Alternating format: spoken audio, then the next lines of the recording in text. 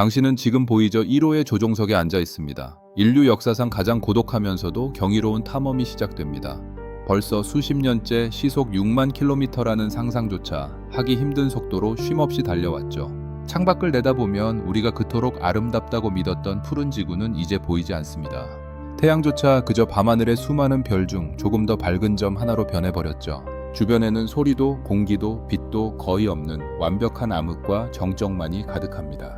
바로 이때 당신의 레이더에 믿기 힘든 신호가 잡히기 시작합니다. 아무것도 없을 줄 알았던 이 텅 빈 우주 공간에 거대한 얼음 덩어리들이 수족에나 떠다니며 태양계를 둥근 거품처럼 감싸고 있는 겁니다.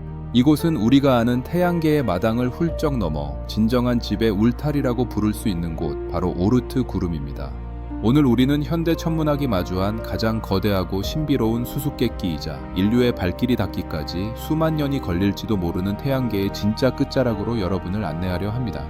우리가 흔히 교과서에서 보던 태양계 지도, 태양을 중심으로 수성, 금성, 지구, 화성이 옹기종기 모여있고 그 뒤로 목성부터 해왕성까지 줄을 지어 서 있는 모습이죠. 하지만 사실 그 지도는 태양계라는 거대한 저택의 거실 탁자 정도만 보여주는 아주 작은 약도에 불과합니다. 진짜 태양계의 크기를 체감하려면 우리의 상상력을 지구 몇 바퀴 수준이 아니라 빛의 속도로 확장해야만 합니다. 태양에서 가장 멀리 있는 행성인 해왕성까지의 거리도 사실 전체 태양계 규모로 보면 이제 막 현관문을 열고 마당으로 나선 수준에 불과하거든요. 과학자들은 아주 오래전부터 기묘한 현상 하나에 머리를 싸맸습니다. 도대체 저 꼬리가 긴 혜성들은 어디서 자꾸 나타나는 걸까 하는 의문이었죠. 혜성은 태양 근처에 올 때마다 몸집이 녹아내리며 사라지기 때문에 수십억 년 동안 계속 나타날 수가 없습니다.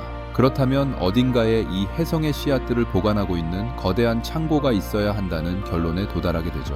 1950년 네덜란드의 천문학자 얀 오르트는 수학적 계산을 통해 놀라운 가설을 씁니다. 태양계 아주 먼 곳에 수조개의 얼음 덩어리가 구름처럼 우리를 감싸고 있을 것이다. 이것이 바로 오늘날 우리가 부르는 오르트 구름의 시작입니다. 만약 태양을 축구 경기장 한복판에 놓인 작은 축구공 하나라고 가정해봅시다. 그렇다면 우리가 사는 지구는 그 공에서 고작 20m 정도 떨어진 곳에 있는 아주 작은 모래알 하나일 겁니다. 해왕성은 경기장 구석 어딘가에 있겠죠. 그 축구장을 벗어나 수십 킬로미터, 아니 수백 킬로미터를 가로질러 도시 전체를 에워싸고 있는 거대한 성벽이 바로 오르트 구름입니다. 태양의 중력이 미치는 마지막 경계선이자 우리가 아는 시공간의 법칙이 희미해지는 지점이죠. 태양에서 지구까지 빛이 오는데 8분 정도 걸리는데 오르트 구름의 가장 바깥쪽까지 가려면 빛의 속도로도 무려 1년에서 2년이 걸립니다. 정말 어처구니 없을 정도로 압도적인 규모죠. 실제로 오르트 구름은 너무 멀고 희미해서 현대의 그 어떤 초강력 망원경으로도 직접 관측한 적이 단 한 번도 없습니다. 하지만 과학자들에게는 아주 강력한 증거가 있었습니다. 바로 장주기 혜성들이죠. 수백 년, 수천 년 만에 한 번씩 지구를 찾아와 긴 꼬리를 뽐내는 이 혜성들의 궤도를 역추적해보니 이들이 모두 태양계의 아주 먼 곳, 어느 특정한 구역에서 튕겨져 나온다는 공통점을 발견한 겁니다. 얀 오르트는 마치 범죄 현장의 흔적을 쫓는 탐정처럼 이 혜성들의 궤도를 거꾸로 계산해 그들이 잠들어 있던 거대한 고향을 찾아낸 것이죠. 이 거대한 창고 안에는 정확히 무엇이 들어있을까요? 이름은 구름이지만 우리가 흔히 보는 솜사탕 같은 구름과는 완전히 다릅니다. 이곳은 태양계가 처음 만들어질 때 남겨진 우주의 찌꺼기들이 모여있는 곳입니다. 약 46억 년 전 거대한 먼지와 가스 뭉치가 회전하며 태양과 행성들을 만들던 혼돈의 시기가 있었습니다. 이때 중심부로 끌려가지 못하고 거대 행성들의 중력에 밀려나 밖으로 튕겨져 나간 얼음 덩어리와 암석들이 바로 오르트 구름의 정체입니다. 즉 이곳은 태양계 탄생 당시의 원형을 고스란히 간직한 천연 냉동실이나 다름없습니다.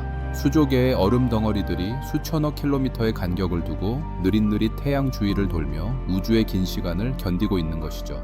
이 얼음 덩어리들이 단순한 돌덩이가 아니라는 사실입니다. 이들은 메탄, 에탄, 일산화탄소, 그리고 물이 꽁꽁 얼어붙은 이른바 더러운 눈뭉치들입니다. 수십억 년 전 지구가 처음 만들어졌을 때 오르트 구름에서 날아온 혜성들이 지구와 충돌하면서 생명체의 근원이 되는 유기, 화합물과 물을 전달했다는 것입니다.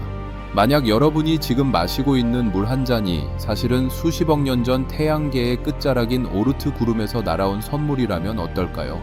우리가 살아가는 이 생명의 씨앗이 저 차갑고 어두운 우주의 끝자락에서 배달되었다는 사실 말입니다.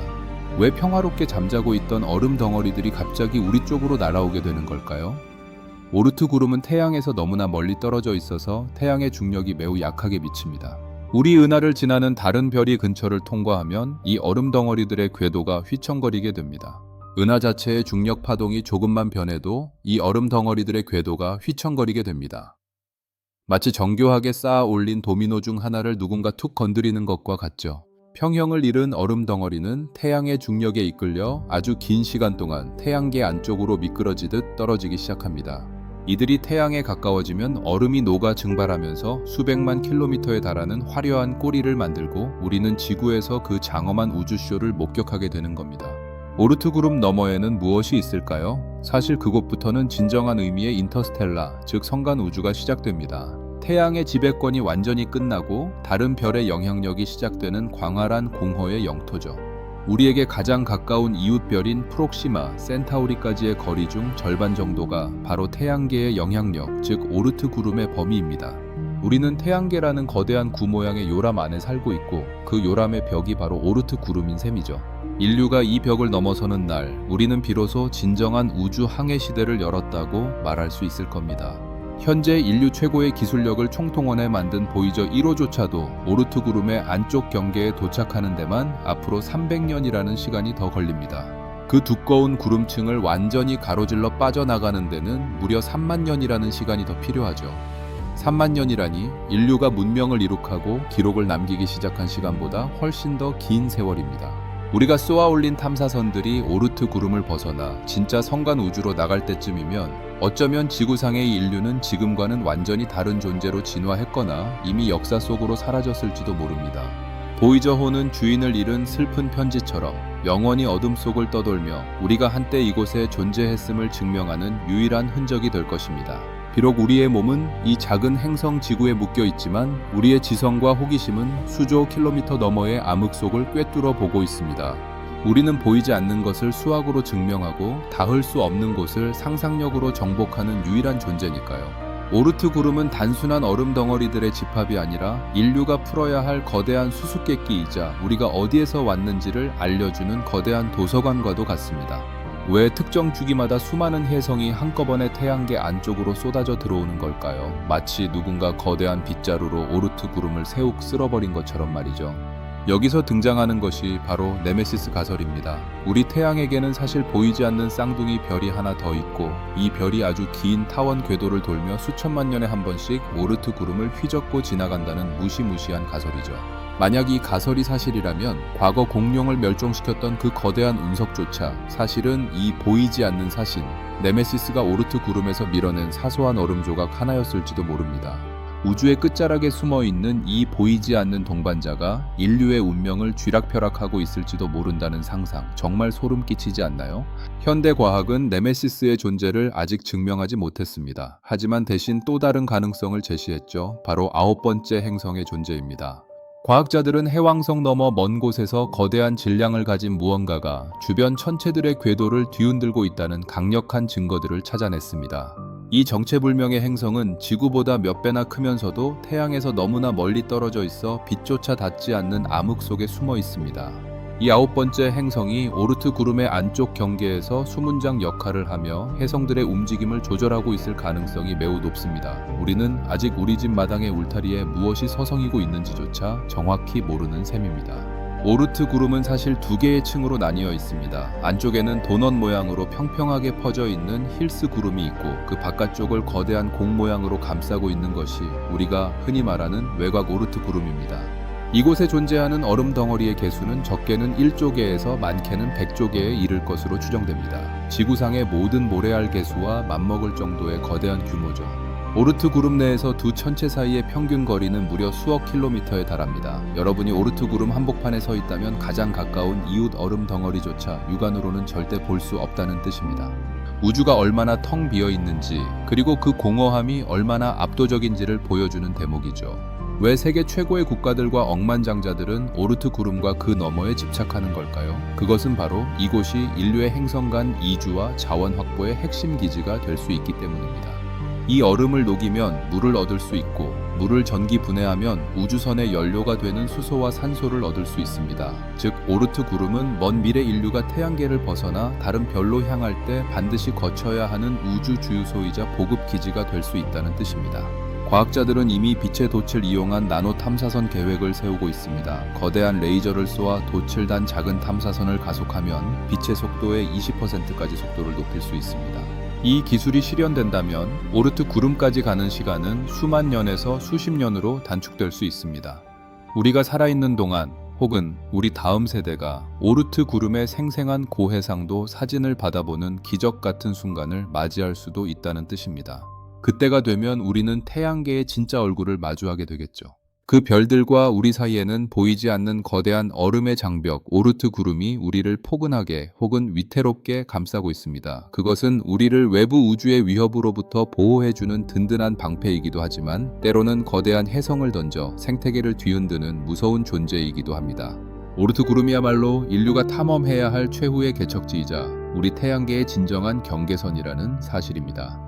만약 여러분이 3만 년이라는 긴 시간 동안 잠들지 않고 우주를 항해할 수 있다면 그 끝에 있는 오르트 구름의 어둠 속으로 기꺼이 뛰어드시겠습니까?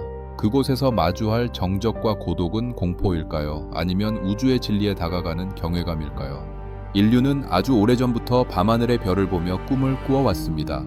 그리고 이제 우리는 그 꿈의 끝자락인 오르트 구름 앞에 서 있습니다. 태양계의 끝에서 우리를 기다리고 있을 그 차가운 얼음 조각들은 어쩌면 우리에게 이렇게 속삭이고 있을지도 모릅니다. 여기까지 오느라 고생했다. 이제 진짜 우주의 시작이야 라고 말이죠. 우리가 아는 세상은 너무나 작고 우리가 모르는 세상은 너무나도 광활합니다. 하지만 그 광활함이야말로 인류가 계속해서 나아가야 할 이유가 아닐까요? 여러분 혹시 오umuamua 천체를 기억하시나요? 2017년 태양계 근처를 지나간 이 기묘한 모양의 천체는 전 세계 과학계를 발칵 뒤집어 놓았습니다. 길쭉한 시가 모양의 태양 근처를 지날 때 설명하기 힘든 가속력을 보여주었죠. 많은 이들이 외계 문명의 정찰선이 아니냐는 추측을 내놓기도 했습니다. 그런데 이 오umuamua가 어디서 왔을까요? 바로 오르트 구름과 같은 성간 우주의 경계 지역입니다. 오umuamua는 우리가 알던 혜성과는 완전히 달랐습니다. 꼬리도 없었고 성분도 판이했죠. 오르트 구름 너머에는 우리가 상상조차 하지 못한 전혀 다른 물리 법칙이나 환경에서 만들어진 천체들이 존재한다는 것입니다. 만약 오르트 구름이 우리 태양계의 찌꺼기라면 다른 별들도 각자 자신만의 오르트 구름을 가지고 있을 것입니다. 그리고 그 구름들 사이에서 떨어져 나온 파편들이 광활한 우주 공간을 떠돌다가 가끔 우리 곁을 지나가는 것이죠. 즉 오르트 구름은 우리만의 전유물이 아니라 은하 전체에 퍼져 있는 보편적인 구조일 가능성이 큽니다. 만약 은하계의 수천억 개의 별이 저마다 수조 개의 얼음 덩어리를 거느리고 있다면 어떨까요? 은하는 별들의 집단이라기보다는 사실 이 거대한 얼음 구름들의 거대한 바다라고 보는 것이 더 정확할 수도 있습니다. 별들은 그 바다 위에 떠있는 아주 작은 등대 같은 존재일 뿐이고요. 이런 관점에서 보면 오르트 구름의 존재는 우리에게 겸손함을 가르쳐줍니다. 그렇다면 미래의 인류는 이 오르트 구름을 어떻게 활용하게 될까요? 얼음 속을 파고 들어가 거주 구역을 만들면 우주의 해로운 방사선으로부터 보호받을 수도 있죠. 수천 년 뒤에 인류는 지구가 아닌 오르트 구름의 어느 얼음 조각 안에서 태어나 밤하늘의 지구를 아주 먼 과거의 고향으로 기억하게 될지도 모릅니다. 가장 큰 문제는 역시 거리와 에너지입니다. 현재 우리가 사용하는 화학 로켓으로는 오르트 구름 근처에 가기도 전에 연료가 바닥나고 말 겁니다. 그래서 필요한 것이 바로 차세대 추진 시스템입니다. 핵융합 로켓이나 반물질 엔진 같은 것들 말이죠. 인류의 역사를 되돌아보면 불가능은 언제나 시간 문제였을 뿐입니다. 미래의 우리 후손들은 오르트 구름 사이를 여행하는 것을 마치 우리가 비행기를 타고 대륙을 건너는 것처럼 당연하게 여길 것입니다. 또한 오르트 구름은 지구의 역사를 연구하는 데 있어 가장 완벽한 타임캡슐입니다. 오르트 구름의 얼음들은 태양계가 탄생하던 그 순간의 화학 성분을 그대로 간직하고 있습니다. 만약 우리가 오르트 구름의 얼음 한 조각을 완벽한 상태로 가져와 분석할 수 있다면 태양이 어떻게 점화되었는지, 지구가 어떻게 물을 갖게 되었는지에 대한 모든 의문이 풀릴 것입니다. 그것은 인류의 기원을 찾는 거대한 퍼즐의 마지막 조각이 될 것입니다. 진정한 의미의 우주 진출은 우리가 태양계의 요람, 즉 오르트 구름을 이해하고 그 경계를 넘어서는 순간 시작될 것입니다. 오르트 구름은 인류에게 던져진 거대한 시험장입니다. 사실 오르트 구름의 얼음 덩어리 중 일부는 우리 태양계에서 만들어진 것이 아닐 수도 있다는 가설이 있습니다. 태양이 처음 탄생했을 때 주변에 있던 다른 별들과 아주 가까웠고 그 과정에서 서로의 오르트 구름을 일부 교환했을 수도 있다는 것이죠. 우리는 이미 우리 마당 안에 외계의 흔적을 수조 개나 가지고 있는 셈이죠. 이 장엄한 우주의 서사 속에서 우리는 모두 연결되어 있습니다. 저 멀리 오르트 구름의 얼음 조각부터 지금 여러분의 혈관을 흐르는 물 분자 하나에 이르기까지 말입니다.